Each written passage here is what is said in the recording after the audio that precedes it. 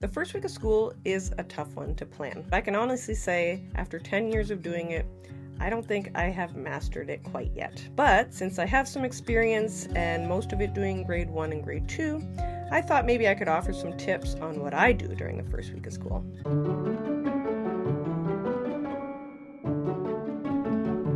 Salut! Welcome back. And if you're new here, my name is Kate, and I'm a Canadian teacher. I'm the creator of the Meta Mindset YouTube channel that makes brain break videos in French. Here's what I concentrate on in the first week of school. It's important to keep in mind, especially in grade 1, that kids are going through a huge transition. Basically, I like to think of it as this year I'm teaching them how school works and what tools they can use to learn. Another thing to keep in mind is that the first week is overwhelming for everyone. When you are stressed, they can feel it. You are the biggest barometer in the classroom. I'll discuss different ways that you can reduce stress a little bit later on in this video. The biggest advice I have for newcomers to this profession is during the first week of school to concentrate on social emotional learning. The single most important thing you can do during the whole year, but specifically during the first week, is to nurture a positive emotional connection and a trusting relationship with your students. Another big thing you should concentrate on is routines. I mentioned this in the other video and I said it a lot of times, but that's because this is huge. Don't ignore the importance of routines. If you concentrate on your routines now, it will make your life easier in the future. Because kids in grade 1 are somewhat new to school, sometimes it may take a whole month to get the routines down pat. I know that seems long, but your hard work will pay off. Once they know the routines and get into the groove of how you like to do things at school, it will make your day less stressful. And then you can concentrate on adding more educational content in each day. The first week of school, my main focus is getting to know the students and letting each one of them know that they can all succeed, they can all learn, they're worthy of love and care just for being who they are. One way you can start this is to greet the students at the door. Try your best, obviously, because you're still teaching the morning routines. It will get easier as the days go along, obviously, but just do your best. Especially if you're still in the classroom, you make sure that you say hello to them and say hello to them by name. Possibly ask them a question if you can. Another thing you can do to help with social emotional learning is to start your morning meetings. I have a video, or two actually, where I explain why I start my day with morning meetings. It's been a super helpful addition to my classroom. It's important to know that students may not all get a chance to regulate before they come to school. We don't really know what's going on at home before they get there. Research shows that if you're not regulated, you can't learn. So morning meetings is a great solution to this problem. The brain does not perform well under stress. That's another thing. So morning meetings sometimes help reduce stress.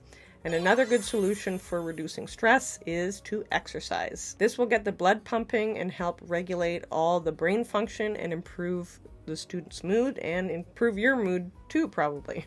Something else to keep in mind, especially in grade 1, is that kids are going to need some time to play at the end of every day. You'll notice a huge shift in their mood after lunchtime, and it's obviously up to you to plan what you like to do, but I recommend letting the kids play and unwind.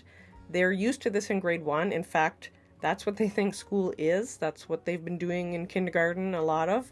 And they'll be asking you every day, when do we play? When do we play? So giving them some unstructured time will teach you also a lot about the kids, and it will give them time to get to know their friends. During the playtime, I'm not playing. I like to interview the kids, and I interview them about things like the alphabet, numbers, counting. And if you want to see what I do, I can add another video where I explain some of the diagnostic testing things that I do. I usually can't finish this in the first week, but these are ways that I can make sure that I'm present and that I spend time with each student. I plan a lot of getting to know you activities, so creating a personal inventory is a great idea. So having them write or draw things that they like to do, things that they do well, things that may be hard or may be boring for them. This will help you get to know them better, and you can display this stuff up in the classroom to help you remember, especially at the beginning of the school year, as well as give a visual reminder to all of the other kids that we all have strengths, and all of our strengths may be different ones. If you want to add some education content, I would add it in the form of games and songs. I have a game that I play in my classroom and the kids love it. You can check that out in my TPT store if you're interested.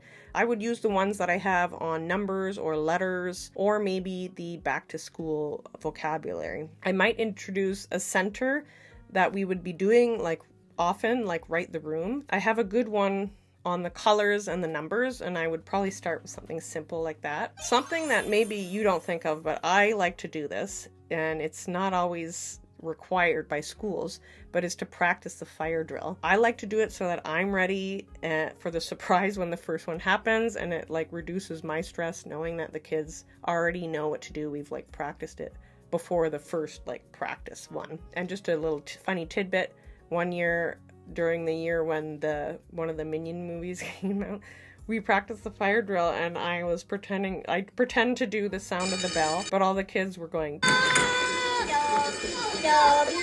Anyway, it turned out to be a fun practice that time. The last part of the first week that is about getting to know you is getting to know the families. So during the first week, I always call every family. I say something positive about how their child is doing at school. I may have some reminders for them, and parents may have questions, so it's always a good idea to give everyone a call so that they at least hear your voice. It's also important for me to let the parents know that I'm there to support their child in their learning. I feel like that's a really important thing for them just to hear. That may seem obvious to a lot of people, but I think it's important for you to express that to the parents. And it helps you start the relationship off on a positive note. So I definitely recommend doing that. Other activities that you may want to include in the first week would be coloring, because not all kids are used to coloring. I also would do a class word search with every kid's name in the word search, and you could do it in partners or in groups, but if you do it that way, or even if you don't, I would put it up on the board, and when a kid finds a word, I would highlight it so that everybody can see, so that they can get used to doing word searches. And then also other brain break games,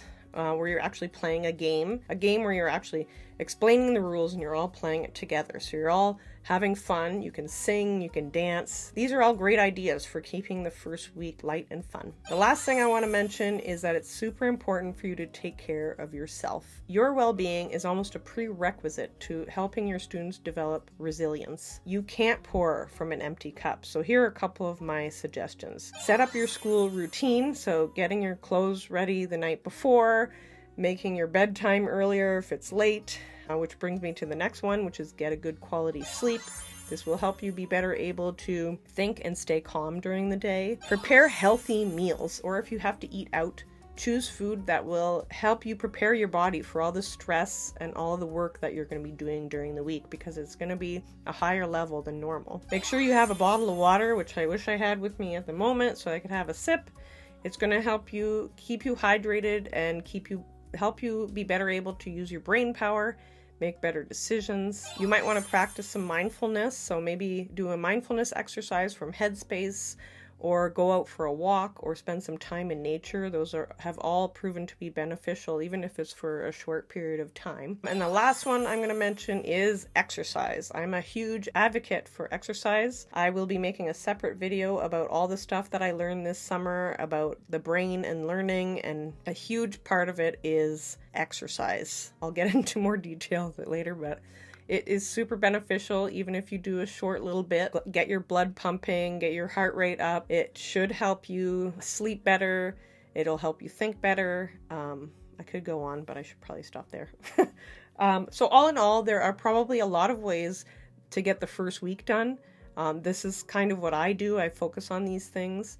Focus on the necessities. So in my opinion, those things are focusing on getting to know the kids and letting them know that they are all important, they can all learn, they are all loved and cared for, and let their parents know that too. The second thing is focus on yourself. Make choices that will help you be the best you. Reduce your stress and anxiety by drinking enough water, practicing mindfulness, spending time with people you love, eating quality food, exercising, planning ahead. That should help reduce your stress. And the last thing is focus on routines. You will thank yourself later. If you like this content and you want to see more, click the like button and subscribe to the channel. If you want to support the channel, you can check out my coffee.com site and buy me a coffee or buy some Meta Mindset stickers. If you're interested in making monthly donations, check out my Patreon page because you'll get vocabulary resources and videos, stickers, and a t-shirt.